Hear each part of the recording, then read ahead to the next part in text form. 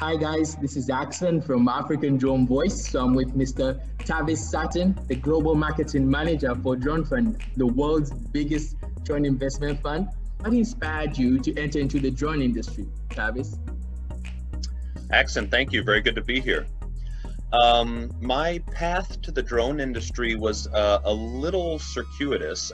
My background is actually in linguistics and education. And I started working for a mobile game company here in Tokyo and doing some localization, doing some English language support and foreign language support for that company. And it was there that I met the then vice president of the company, Kotaro Chiba. And Kotaro Chiba, after he left the company and he founded the Drone Fund, I followed him over to Drone Fund and started working with the fund. And it was really after my exposure to drones that I really grew invested and interested in drones, and seeing how the technology works, seeing how beneficial the technology was, really increased my enjoyment of the technology and my work with the Drone Fund. So it was after my transition into Drone Fund that I really began to see the potential of the drones and drone technology. So what's behind the investment in drone companies? What are the requirements? For instance, I know there's somebody who's got a drone company who'll be watching this and they would like to maybe reach out to you. So what do you really need, first of all, for them to reach out to you and invest in them? Well, certainly we want them to reach out, absolutely, all across the world. We actually don't have too terribly strict a criteria. Our main, the first and biggest criteria, of course, is that the technology has something to do with drones and air mobility, also including urban aerial mobility, and I'll get more to that in a moment. But with regard to drones, we do focus almost strictly on commercial and enterprise applications.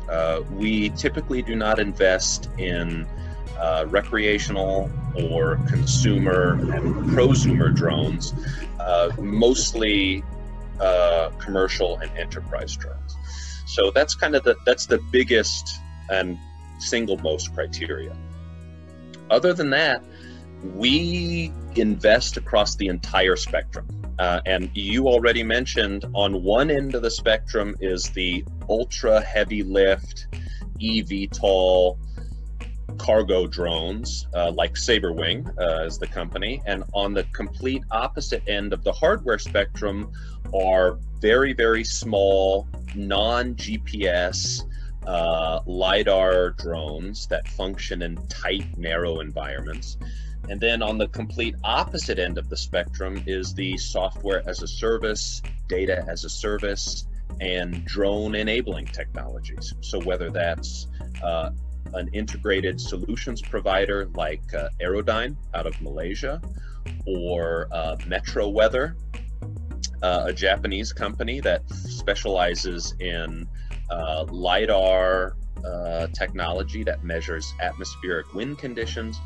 We spread the gamut. We are absolutely tech agnostic. And so we are interested in anything and everything that is drone related. We're also round agnostic. So we have invested in pre-seed all the way to Series C companies. So tech agnostic, round agnostic, we invest worldwide. We have a pretty open criteria. What we look for in a company is a company that wants to push the space forward. They have good, innovative technology, they have a passionate, knowledgeable team, and they want to use drones to make society better, to create a drone-enabled future society. So if you can check those boxes, then please do not hesitate to get in touch with us. Absolutely. Well, it was a pleasure having you on African Drone Voice, and hope to see you soon. Maybe when I visit Japan. You're in Tokyo, right? Absolutely, yes. We're located in Tokyo, Japan. And if you or any drone company is around, please do not hesitate to reach out. Absolutely.